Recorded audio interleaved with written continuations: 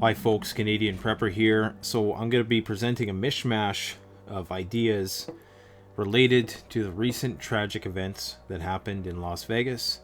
It's going to be pertinent to active shooter situations. I'm going to be talking about conspiracy theory, not in the way that you think it's going to be talked about.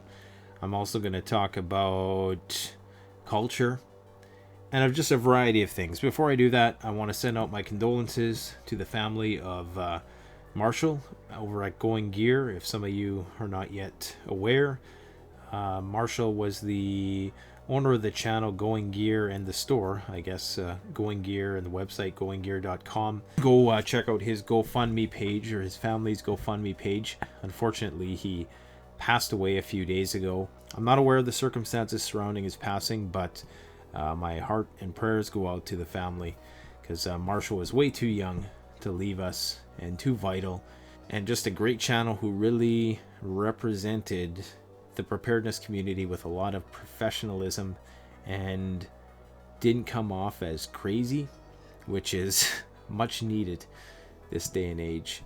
So Marshall, you will be missed. Now, getting to this active shooter thing, there's a variety of angles I want to address here. I guess I'll just start out with the conundrum of the active shooter scenario.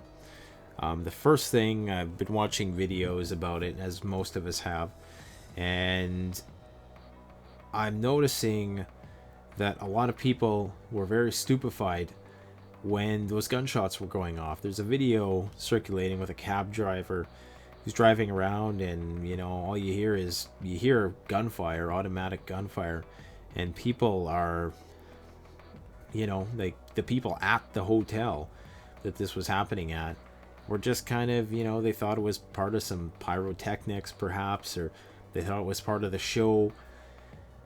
And I suppose, when you're in Vegas, maybe you have the excuse of, well, you got shows going on here and there.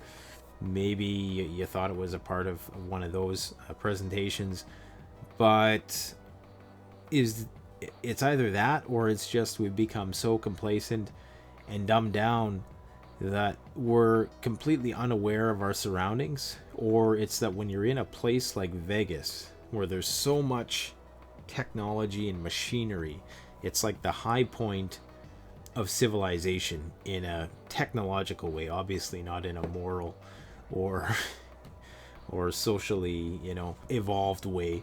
Like in terms of the amount of electrical consumption, if we're basing one measure of civilization on that, Las Vegas takes the cake. So there's a lot of distractions in Vegas, and I've talked before about how machines, when you get into a machine, the tendency is to forego some of your sensory apparatus, or just allow that machine to take you there. So just a quick example, if you're burning through the forest on a snowmobile or an ATV, you tend to not see what's going on the sides. You could be passing animals, wildlife, people, all the rest. You're just focused on what's right in front of you. Same thing if you're in a speedboat or something like that. You're focused on what's right in front of you because you have to be. Now, the same kind of principle applies here, but in a more general way. And it's that there's so many distractions, there's so much going on, that people are just oblivious. But this also says something about, people's complete lack of situational awareness and waiting for confirmation from somebody else to tell them what they should instinctively know by now. I think with so many active shooter scenarios that have happened, it's almost on a weekly basis, it seems, people would be a bit more vigilant when they heard that. Somebody would have, jumped up and said, hey, maybe that's gunfire. Maybe we should, do something. Maybe we should go somewhere. Maybe we should, try to get away from the scene. But a lot of people were just standing around, just waiting for somebody to direct them in some way, shape, or form. So it's the loss of our ability to think for ourselves independently. That's the first issue, the first scary thing. The second thing is Vegas is very pro-gun state, and this guy was able to position himself in such a way that all of the concealed carry folks were not able to touch him.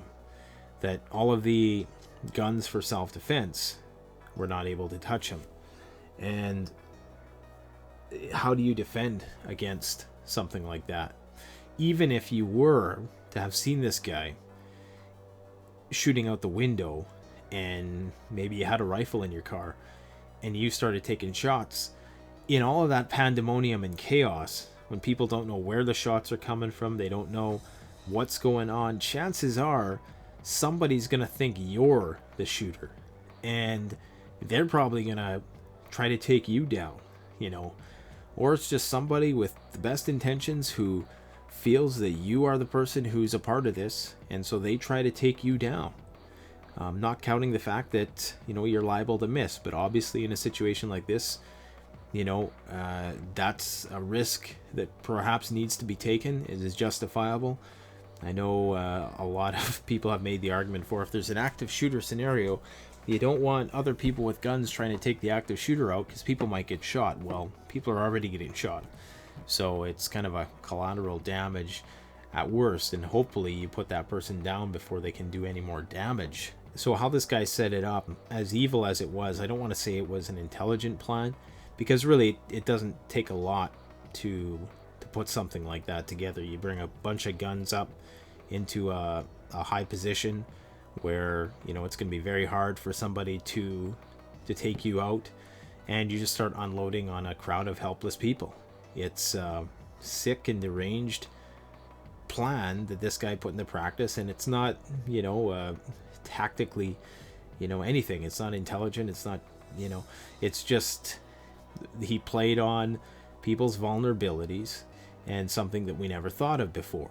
So for all the tactical guys out there who pride themselves on being prepared for situations like this, what would your solution to this situation be? There really is few solutions other than, you know, having a sniper rifle on you that has a really good scope that can see at night, and hoping that you could take this guy out from however far away it was. That would really be the only possible way to deal with this from a citizen perspective. Anyways, that's not the main point of this video. The main point of this video is I'm getting really sick and tired of the false flag nuttery. And before people jump on me and call me a shill and say that, oh, you're brainwashed sheep, I've been around the internet conspiracy circuit since post 9/11. I was right there, critical, skeptical of all of this stuff. Still to this day, it doesn't make a lot of sense, a lot of the stuff that happened that day. But relegating every single frickin' event and looking for all these Easter eggs, these Illuminati Easter eggs in every single event that happens, really gets annoying, especially when people come out the day after and say definitively with absolution that this was a false flag, or some people even outright saying it was a hoax, like saying absolute matter-of-factly that it was a hoax, even though my wife has a friend who knows, my wife's friend has family who were there and had somebody shot right next to them and killed. So, I mean, this is a very real event. It's just and, you know, this stuff sells big time. I'm not going to get on the channels who are doing it, because there's a lot of people that just milk this every way from Sunday when this kind of thing happens. Because, as I'm going to talk about, it's much easier to sit there and think you're a part of some esoteric echo chamber, which is really what it is, that you're part of some group that is privy to information that other people are not. And here's the thing anyways, even if it was, there was a second gunman on the grassy knoll, haven't we learned by now, after hundreds of debatable situations like this and false flag attacks, and there indeed are real false flag attacks, don't get me wrong, it's a very tried and true strategy. But haven't we realized that going down that road to try to investigate gets us nowhere? Like, you can sit there and you can bullhorn people on the street till you're red in the face. Nothing ever changes. Nothing ever happens. There is no other investigations that come out of it. Maybe little things get, turned over and declassified over time, but nothing which is really indicting to the powers that be.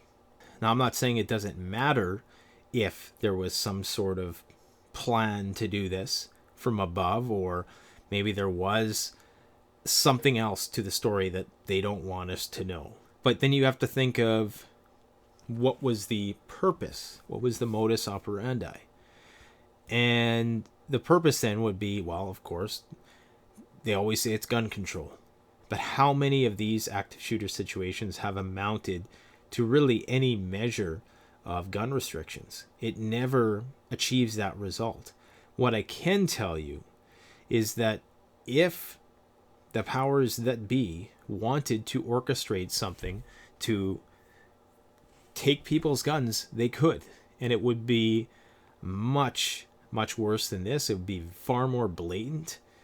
They could do something so heinous and so unequivocally evil that it would make what we just seen here look like amateur night. So we're talking about a $1 trillion military industrial complex. You don't think if they really wanted to, they could move the kind of propaganda they needed to in order to reach that end? If you ask me, I don't think gun rights are really under threat. I think they leverage that when necessary to control people and to control the conversation. But they know by and large, even though people have guns, the first level of warfare is the information war. I'm not talking about info whores. I'm talking about information war. I'm not talking about people who come out on the first day and just claim to have proof because they see a few flashes in a window. That's different. I'm talking about the fact that even if people have guns, they know that people are so complacent and so naive because there's thousands of people who are thumbing up videos with these guys saying it was all a hoax. That's the resistance right there. That's the extent of the intellect of the resistance. That's their critical thinking capabilities. That's the ceiling of it right there. So what does that tell you then about these people? Know that, yeah, give them their 1960s, 70s weaponry. Let them feel free. Let them feel empowered. And that's the game they're playing. They don't care if people have guns. I don't really think they care. Now, I know that gun control has been practiced throughout history by many tyrannical countries and despots. So I'm not saying that gun control is a non-issue that they don't care about. They do, but they just realize that, quite frankly, Canadians and Americans and Europeans are so brainwashed into believing whatever they hear on the mainstream media, not necessarily whatever they hear. It's the discourse. It's the dialectics. It's not that you believe one thing or the other. It's that you're talking about or you're arguing about what they want you to argue about.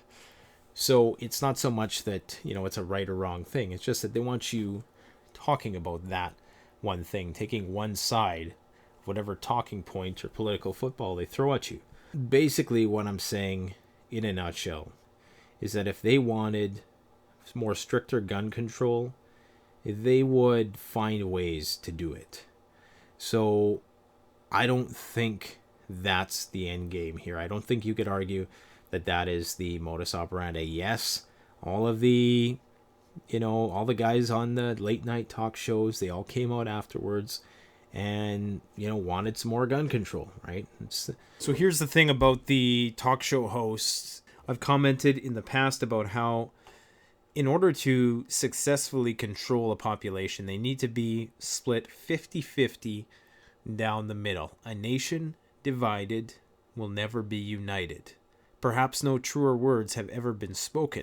They know that guns, abortion, welfare, economics, things like this create division because people are either hardline one way or the other. So it's not so much that the reigning hegemony wants people not to have guns, it's just that they want to trigger discourse about this particular issue. What it has the effect of doing is further solidifying people either into a right or left wing category. And the high point of power is to keep a nation divided as 50-50 as you possibly can, because that ensures that they'll never look at who is truly pulling the strings up top. Now, I often hear this metaphor of red pill and blue pill thrown around. Nobody ever thinks, number one, that's a metaphor put forth by a Hollywood film, which people don't seem to take any issue with, considering that, well, maybe the Matrix itself is a certain level of mass media mind control manipulation. But here's the thing, whether you're a red pill or a blue pill, you're still a pill popper. And they know this. All these people running around who call themselves red pills or whatever, and probably they equate that now with, Republican, Democrat, red and blue. It gives a bunch of people a false sense of confidence that they are awake and everybody else is asleep. Well, guess what? If you go over to the other side, they think they're awake and they think you're asleep. So that's why the gun debate is not really a top priority in the sense of rolling out global tyranny. If one was of the persuasion that they were trying to bring about some global tyrannical rule, police state, whatever, and they wanted to do this very subtly and incrementally, well, by the time they achieve this, these weapons that they permit people to have right now are going to be so obsolete, it's probably not going to matter. I mean, by conventional war standards, a lot of these weapons are already quite obsolete. And, compared to what the military has in terms of their heavy arsenal, the weapons, although not insignificant and certainly lethal, are still pale in comparison compared to what the military actually has. It's not like in the old days where there was a level playing field in terms of the technology for self-defense tools, in that the government had the same kind of rifles and muskets as the common man. We're far beyond that point. So I think that the gun laws as they are a false sense of confidence given to people so that they can keep them arguing about this talking point while they move the agenda forward, if there's an agenda. And the other problem is this: the United States has a culture of individuals. It's an individualist culture. It's complete opposite of collectivist. That is deeply ingrained in the psyche of every proud gun owner, that they are not a communist. And as such, uniting for a common purpose is antithetical to that fundamental belief of independence, personal sovereignty, personal rights and freedoms. So the notion that people would come together even in the face of overwhelming tyranny is also, I don't want to say it's a pipe dream because it's possible, but I think it's rather unlikely given the climate of personal responsibility, looking out for thyself. Not only that, I think a lot of people are all talk and no action. I think when it comes down to it, we see so much injustice on a day-to-day basis. We see so many groups' rights being infringed upon, and little to no action is taken in terms of protest or what have you. While there may be people who legitimately believe these things about the rights and freedoms and how guns, firearms, the right to bear arms protect that, and I'm one of them, I'm totally pro-gun in every way, you have to also recognize that just because you're pro-gun doesn't mean that you're somehow not a pawn in the chess game. I'm not even necessarily saying that there is no clandestine, top secret involvement in what happened in Las Vegas. But coming out the first day and saying it was a hoax and you have proof that it was a false flag because you've seen a few flashes in a window is ignorant. It's very ignorant, and it's not scientific. A lot of people use that same kind of reasoning to try to say that the earth is flat. So I'm just saying, be a bit more reserved when you get all excited because you find these little Easter eggs. And yeah, I did find a little odd that the guy was shooting out the 30-second window. You know, obviously there's some numerology there. One might think, well, you know, was he trying to get to level 33, or you know what I'm saying. But anyways, it's a rabbit hole that there's no pot of gold at the end of that rainbow. Sorry to mix and match metaphors, but there isn't. You'll waste so much time and energy on that, and it'll get you nothing. What potentially is going on here, what we never want to do in our society, because it's a far more complicated and abstract conundrum, and that is asking what is wrong with our culture that we breed these psychopathic people. And I know you could argue that that these sort of things human beings have been doing to each other for ever since the dawn of time. And I never wanted to be one of these people that thought that, oh, times are different now, and you know, that people talk about how bad the world is nowadays and how every time you turn on the news it's bad news. Well, arguably it's been like that ever since the beginning of time. It's just that now we have news 24/7 blasting in our face, so it seems like there's more going on. But think about World War I, World War II, you know, things that were going on, the Spanish flu in the early 20th century. I mean, there was so much stuff that went on throughout history that was far more devastating and brutal. Even the harsh capital punishments that used to be exacted in the old days. You know, you don't pay your taxes, you get beheaded. You know, the king wants to spend the night with your wife, you have no choice. You know, would they have looked at the situation that we have today? They'd probably say it was pretty tame. So I've never been one of those people that jump on that traditionalist bandwagon and say, oh, I wish things were the way they used to be, because things have always been crazy. But that said, after this shooting, I think we've reached a new disproportional height of lunacy. And something's wrong with the culture, and that's the question nobody wants to address. You know, I've been very reserved in sharing my opinions about these things over the years that I've had the channel, because I've just realized I'm getting myself into trouble. These are the videos I make, they get the most dislikes, because you're always going to upset somebody who thinks they have it all figured out. You can never try to present a level-headed perspective to people who are vehemently one way or another, and they're all amped up on adrenaline because they think they have all the secrets. You know, they think they're in the know. And here's another thing, even if you were in the know, even if you had the truth, don't you think you'd be taken out? And I know some people are going to say, oh, well, no, you wouldn't, because then that would give more credence to the story. Okay, then what?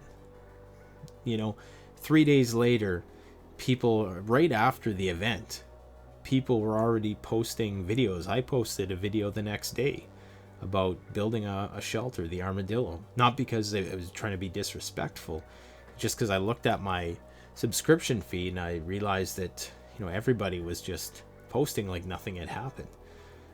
There was a few posts of the Vegas thing, but you know, people have such a short-term memory.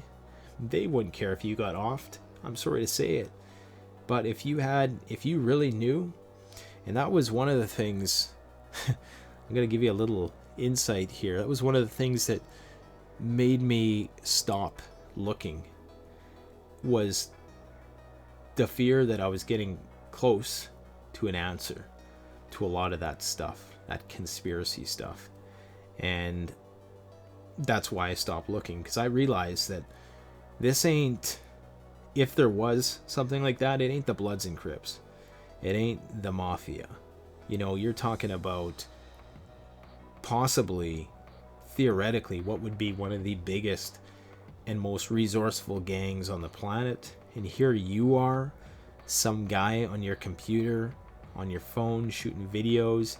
You're going to crack the case. You're going to, you know, even if you have hundreds of thousands of followers and they all know you were taken out, all of their oohs and ahs would be drowned out within a few days by just the overwhelming mass of other information, disinformation, if you want to call it that, that would just drown you out, drown out your death, your martyrdom. It would become nothing. So I know this sounds kind of cynical to people, but this is why I prep, because I've realized that it's a dead-end street. You may get lucky, you may crack the case and live to tell the tale, and people believe it, and there's actual real consequences. Haven't seen it happen yet, which is not to say it can't happen, but if it does, I'm pretty sure it's going to be relatively trivial, whatever is brought to light. So what is wrong with culture then, that this is happening? You know, there's something about our society in particular, and I mean the Pax American society, the society that's built on Hollywood. It doesn't matter, and I'm not even talking about countries. So get United States, Canadian talking about United States out of the picture. If you've never been to Canada, it's pretty much exactly like the United States. We have the exact same stores you have there. We have the exact same mishmash of people to some extent or another. It's the same damn culture. Okay, so when I talk about these things, I talk about them as a Westerner, because we're all under the same, dare I say, mind control program, if you want to call it that. We all share the same culture. So as such, I can look at culture, and nobody ever wants to do this, because like I say, it's abstract. It's not as exciting as saying, oh, there's, you know, here's another, the puppeteers are at it again, and here's all the ways that we're going to prove them wrong. It's not as exciting and thrilling to feel that you're cracking the case and you're finding out these secrets, and, you know, you're fooling the system.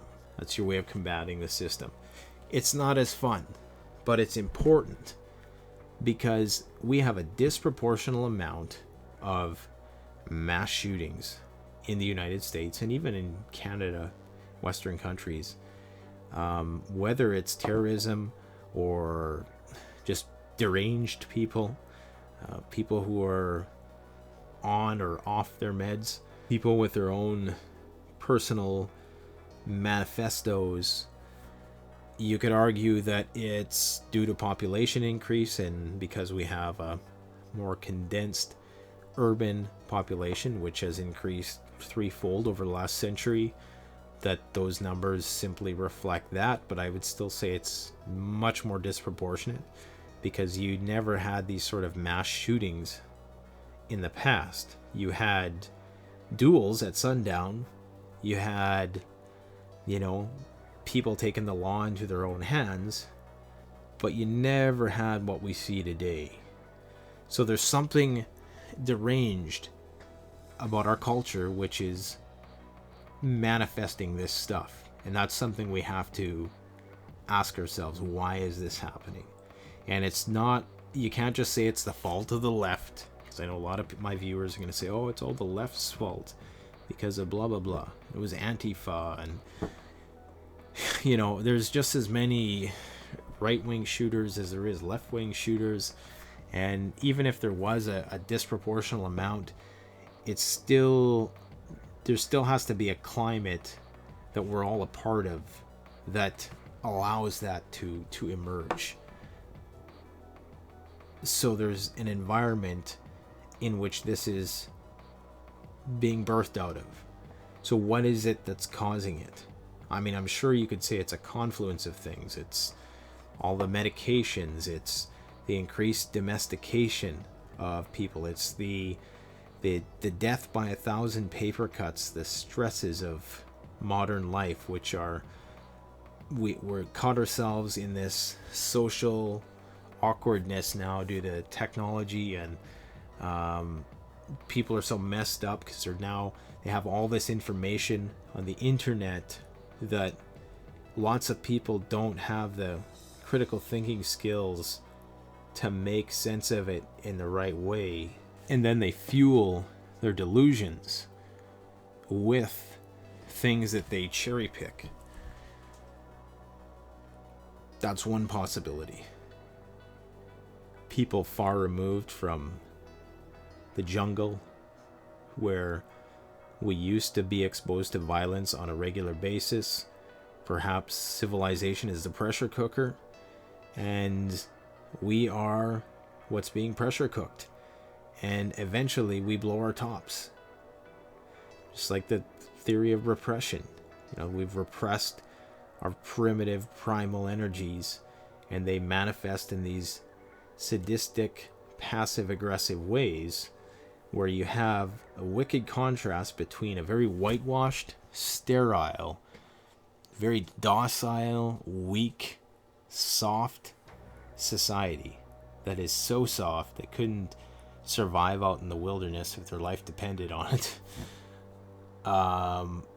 People who are so far removed from the land. At the same time, there's these really exaggerated expressions of primal violence like we see here,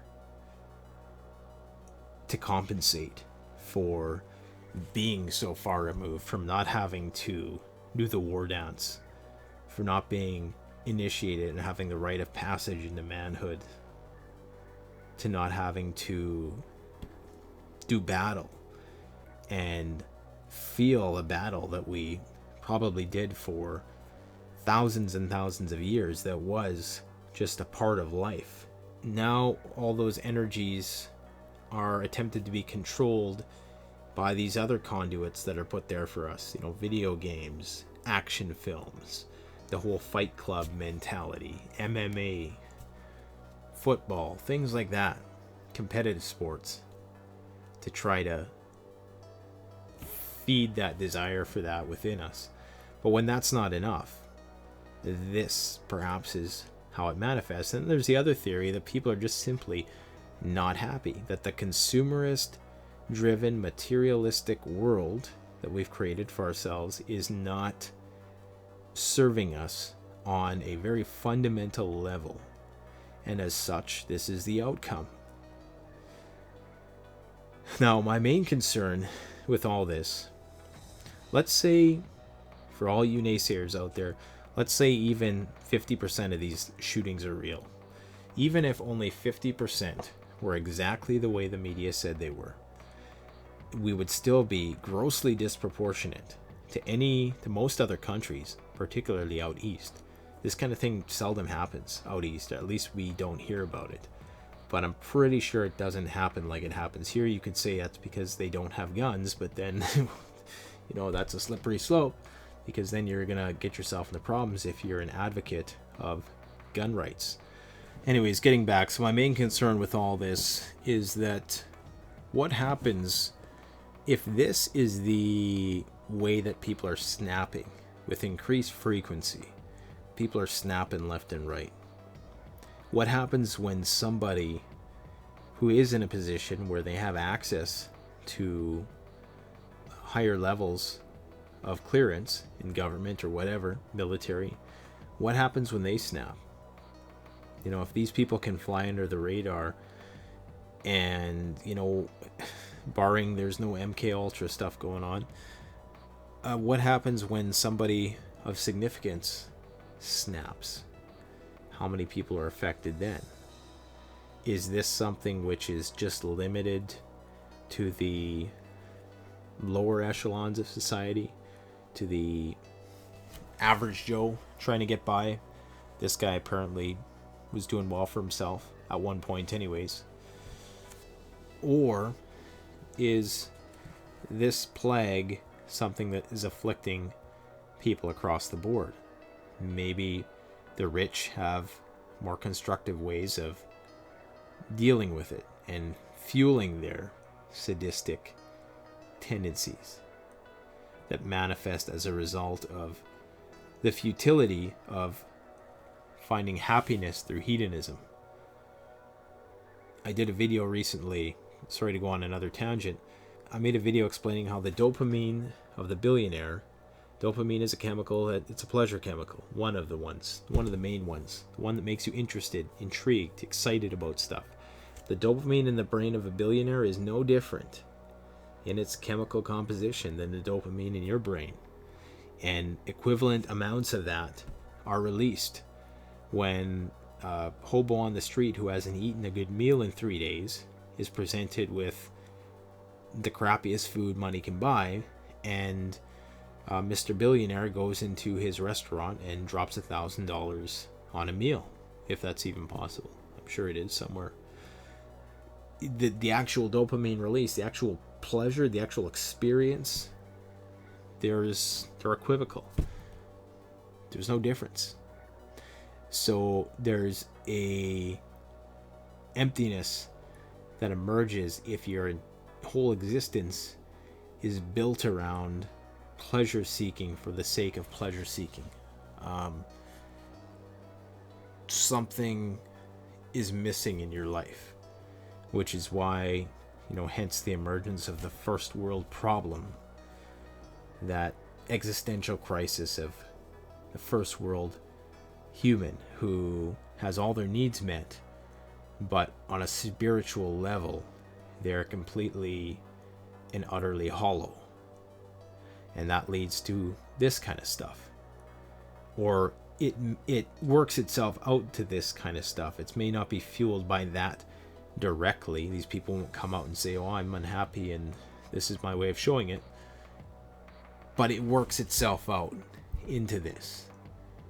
You're unhappy, you're discontent, so you go seeking out some kind of wild ideas. Those wild ideas lead you to committing this kind of crime. What are you guys' thoughts on this? I think I've rambled on long enough. I could go on and on about my thoughts on how culture is changing. And here's a final thought to leave you with.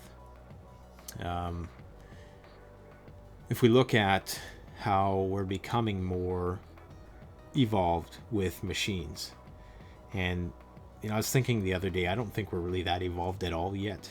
I know we have computers and stuff like that, but I still think that's quite primitive. Check out Neil deGrasse Tyson's understanding of evolution. He doesn't think we're that evolved at all. I think it's a beautiful way of looking at it, because he talks about how the bone that the primitive man used to beat each other with is, even though it seems like there's a huge difference between that and a missile, the actual difference between that, that only took us a couple thousand years. Imagine tens of thousands more years along this evolutionary trajectory if we're so lucky. That's going to be evolution. Right now, smartphones, they seem like they're the high point of civilization, but in a couple hundred years, if we make it, we're going to look back at that and think it was so primitive. As we become more mechanized and more transhuman, with our lives being merged with technology, that this is kind of the last crying out. It's like the last yelps of primal man before everybody gets chipped willingly. And anyways, that's one final thought to leave you with. I'll let you think about that, play with that thought a bit. Thanks for watching. Canadian Prepper out. Oh, don't forget, of course, like, comment, subscribe. Going to be interested in hearing the comments for this one. These videos always generate the best comments. They also generate some of the most indignant ones, so try to keep it in perspective. You ain't getting anywhere by whipping yourself up into a butthurt frenzy and typing stuff on some random guy's YouTube channel. Alright guys, talk to you soon. Canadian Prepper out.